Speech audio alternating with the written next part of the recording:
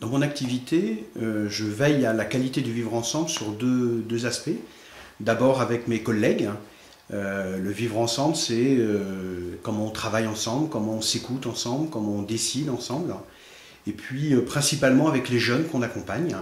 Les jeunes qu'on accompagne, c'est des jeunes qui ont quelques difficultés sociales ou familiales. Et ce qu'on va travailler en fait avec eux, c'est quelles sont leurs difficultés à vivre ensemble, à vivre avec les autres. Et le choix qu'on fait, c'est en fait d'expérimenter ce vivre ensemble. Alors on se met en situation de loisirs, d'activités, de travail, où on va à un moment être avec les autres pour découvrir quelles sont nos limites, quelles sont nos difficultés, qu'est-ce qui nous manque comme compétences, mais aussi qu'est-ce qu'on sait déjà faire.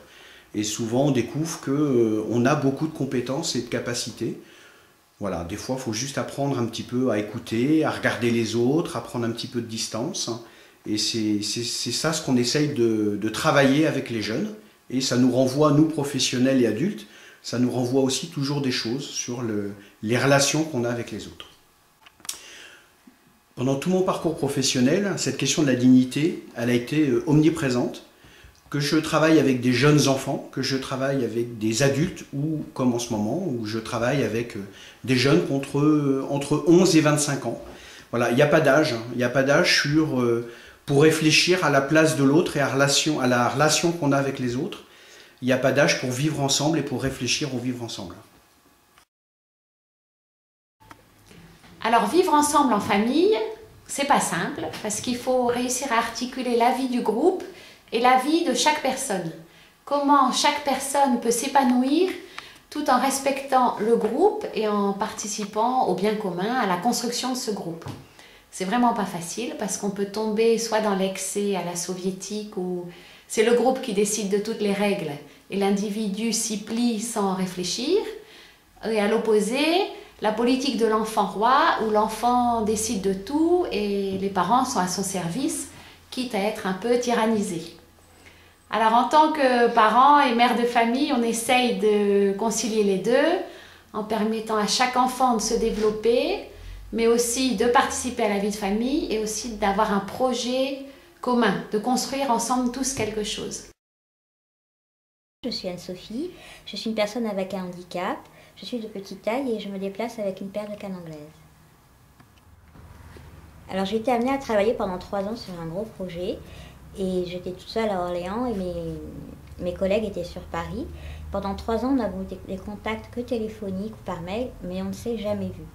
À la fin du projet, donc il y a une grande réunion et nous nous sommes vus. Et là, j'avoue que quand ils m'ont vue, ils ne s'attendaient pas, ils n'imaginaient pas comme ça. La voix qu'ils entendaient, ce n'était pas l'image qu'ils en faisaient. Donc ça les a un peu touchés. Et en quelque sorte, j'ai un peu cassé les stéréotypes qu'ils pouvaient avoir sur les personnes handicapées. Parfois, on peut se dire que les personnes handicapées travaillent moins ou ne sont pas très productives. Et j'avais vraiment réussi à casser ce stéréotype. Avec qui du vivre ensemble? Avec des mornouches, des gens du voyage et des sédentaires, des gragés. Et puis après, du vivre ensemble, par exemple, entre les élus et les citoyens, qui ne veulent pas que leurs élus accueillent les gens du voyage. Donc voilà, le vivre ensemble à l'aumônerie des gens du voyage, c'est quasiment la permanence. On est tout le temps en train d'essayer de faire vivre ensemble, ou de se faire comprendre, ou de se faire s'expliquer, ou de se faire partager quelque chose, des gens qui ne pensent pas pareil. Vivre ensemble, c'est pas être tous égaux. Il n'y a personne qui est égal avec un autre. On n'est pas du même sexe, on n'est pas du même âge, on n'est pas du même milieu professionnel, on n'est pas du même milieu sociologique, on n'est pas du même pays. Par contre, on peut parler en égalité. On peut parler en égalité, ça veut dire que on peut accepter que l'autre, dans ce qu'il dit, ou de la manière dont il pense les choses, ça a autant d'importance que moi je les pense. Et ce qui est intéressant, c'est la différence alors. Oui, j'ai à veiller à la qualité du vivre ensemble, puisque un chrétien isolé est un chrétien en danger. Voilà, un homme, mais tout simplement un être humain n'est pas fait pour vivre tout seul, il est fait pour vivre avec ses semblables. Et c'est vrai qu'un de mes principaux jobs, c'est de veiller à la communion entre les personnes, faire que les gens sortent de leur isolement, de leur réseau, de leur repli, pour se tourner vers les autres, aller vers les autres. Voilà. Et comment? Eh bien, il faut que les gens se parlent, puissent se rencontrer, qu'ils osent sortir, parce que souvent on a parfois des peurs pour aller vers les autres, mais quand on sort et qu'on est capable d'aller vers les autres, on découvre la joie finalement de cette ouverture. La politesse, c'est la première pierre de l'édifice social qui permet à tous de vivre ensemble. Si cette politesse n'est pas observée, elle conduit à des comportements aberrants qui eux-mêmes conduisent à la délinquance, et la délinquance n'est qu'un déni de l'autre, comme la politesse est une acceptation de l'autre. Pour vivre ensemble, il me semble que la priorité, c'est le respect de l'autre, c'est essayer de se mettre à la place de l'autre. Si on réagit toujours tel qu'on démarrerait après une situation difficile, on ne tient pas compte de ce que l'autre pense. Alors la difficulté, c'est que quand on se met tellement à la place des autres, parfois on a du mal à agir. Donc vraiment, cette notion de respect de l'autre, d'écoute, d'attention aux autres, c'est déterminant pour une vie en commun. Quand on pense à soi, évidemment, ça pose problème. Donc je m'appelle Sœur Monique, j'habite le quartier de l'Argonne avec 2 autres religieuses. Nous sommes des sœurs du Sacré-Cœur de Jésus. Et notre présence dans le quartier se veut être comme une petite lampe allumée, témoin de l'espérance, témoin du vivre ensemble possible dans notre société. Alors pour nous, le vivre ensemble, c'est l'attention à toute personne qui se trouve dans notre champ de relations.